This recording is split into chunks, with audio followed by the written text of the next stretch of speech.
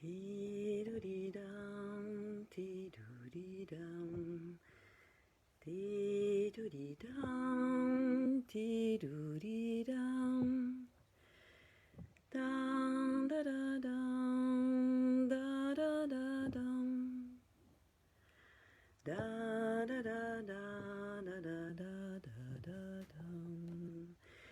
File la laine, file les jours, garde ma peine et mon amour, livre d'images et rêve lourd, tourne la page à l'éternel retour. J'avais envie de défiler et de dérouler avec vous ce fil rouge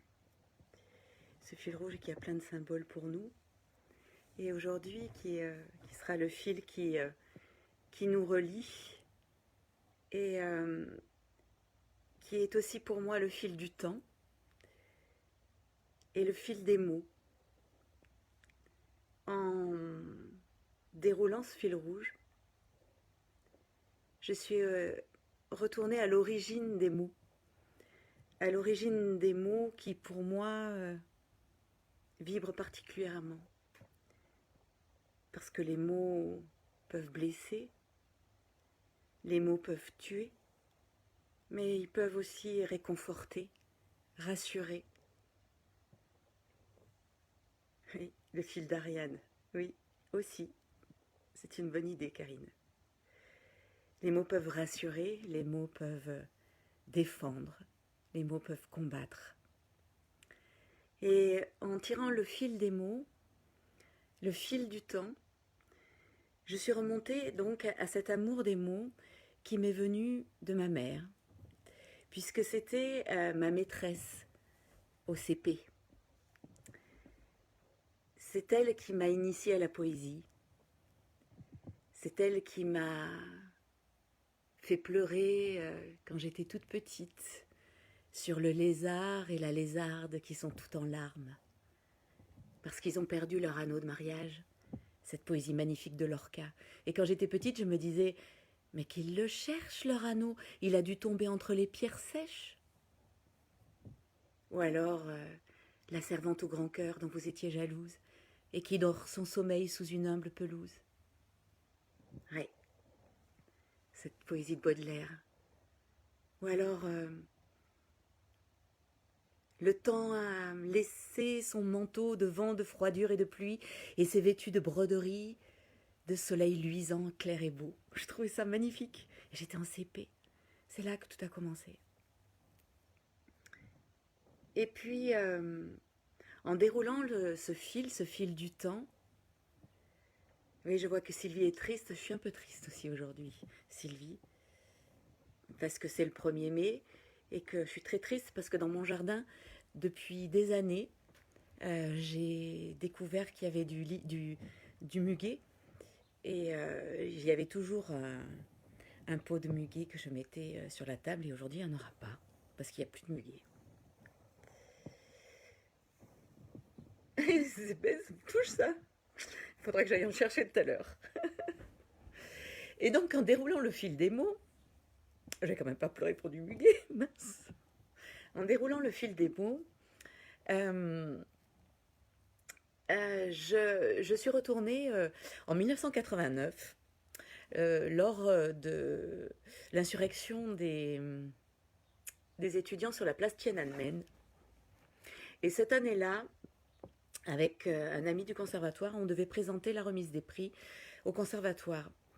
Et je me suis dit, c'est pas possible que je ne me relie pas à ces étudiants qui sont en train de combattre et à se dresser devant les chars. Je vais quand même pas passer à côté de ça et faire juste une remise des prix toute simple. Et donc j'ai cherché dans les poèmes que je pouvais connaître et je trouvais rien. Et puis j'ai découvert, c'est cette année-là que j'ai découvert les haïkus, et ça me suit depuis très longtemps. Et il y avait un haïku magnifique que j'avais dit lors de cette remise des prix. Un grondement de tonnerre, mon cœur tressaille, je tends l'oreille. Non, ce n'est pas le bruit d'un char. Et donc j'avais dit ces haïkus lors de la remise des prix, et j'avais eu vraiment besoin de me relier à ce moment-là euh, avec tous ces étudiants. Et de fil en aiguille, hier, lorsque je me suis perdue sur Facebook, j'ai découvert une très très belle vidéo, un très beau montage fait par les élèves d'Espace Danse à Mornan. Je fais partie de cette association. Je fais de la danse avec Espace Danse depuis très longtemps. Et elles se sont inspirées d'une compagnie israélienne qui s'appelle la Batsheva Dance Company. Et je vous ai mis le lien sur notre page Facebook. Et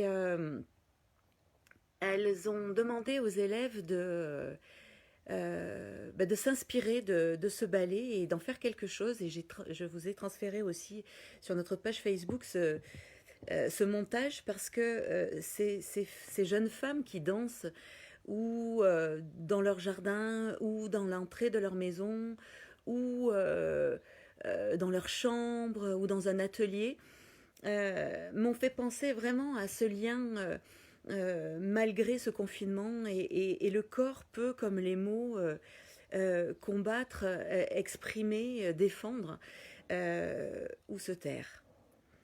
Et en tirant ce fil, je me suis bien sûr reliée à ce spectacle qu'on avait fait avec Espace Danse suite aux attentats de Charlie Hebdo. Et on m'avait demandé de d'écrire quelque chose pour les femmes. Et je m'étais alors inspirée de ces femmes pashtunes, qui sont ces femmes afghanes et ces femmes du Pakistan qui se retrouvent dans des camps. Et ces femmes pashtunes n'ont pas d'existence propre, elles sont rien, elles sont même pas des femmes. Et c'est d'une violence inouïe ce qu'elles traversent. Et pour pouvoir combattre cela, elles ont les mots, elles ont ces landai qui sont des chants. Et ces chants sont des chants très courts qui ont 22 syllabes et qui ça veut dire bref, et qui à eux seuls expriment toute la souffrance et en même temps tout l'amour et toute l'espérance de liberté qu'elles ont. Et voilà où ce fil rouge m'a menée, loin, mais en même temps il m'a reliée à vous toutes et à vous tous. Et ces landai me touchent énormément. Je me suis inspirée de ce livre, Le suicide et le chant, parce qu'en fait, ces femmes-là n'ont pas d'autre possibilité que de mourir ou de chanter.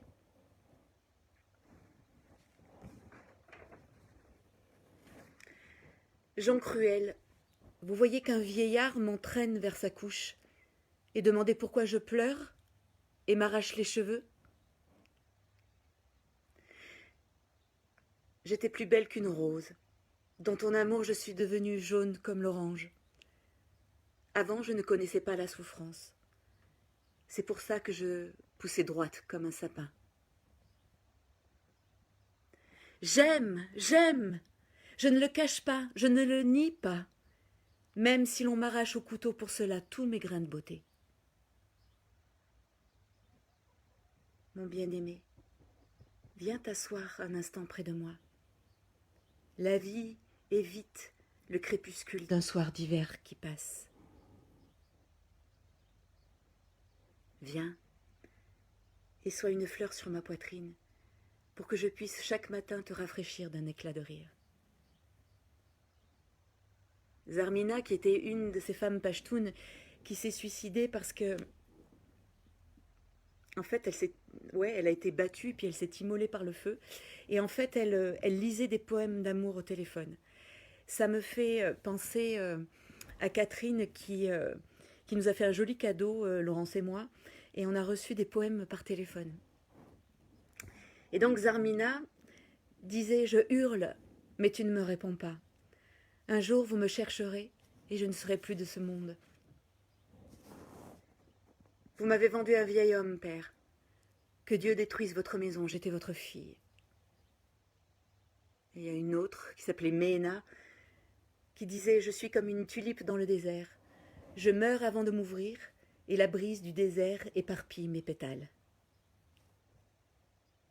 Et le dernier que je trouve très beau, c'est « Demain matin, on me tuera à cause de toi.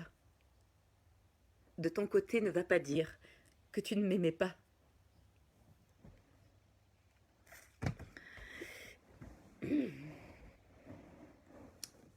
J'aurais voulu faire quelque chose de gai, mais j'avais vraiment envie de me relier à vous toutes aujourd'hui, et c'est ça qui est venu, et c'est ça qui a été ce fil qui s'est déroulé depuis hier. Il est temps que... Je pense qu'il est temps que ce confinement se termine. Parce que moi j'ai très très envie de sortir et de danser et de vous embrasser et, et autant avant-hier je n'en pouvais plus et j'avais envie de hurler tout mon étouffement, autant aujourd'hui j'ai envie de vous prendre dans mes bras et de vous dire merci, merci pour votre présence, merci pour ce fil qui nous lie et qui nous relie encore.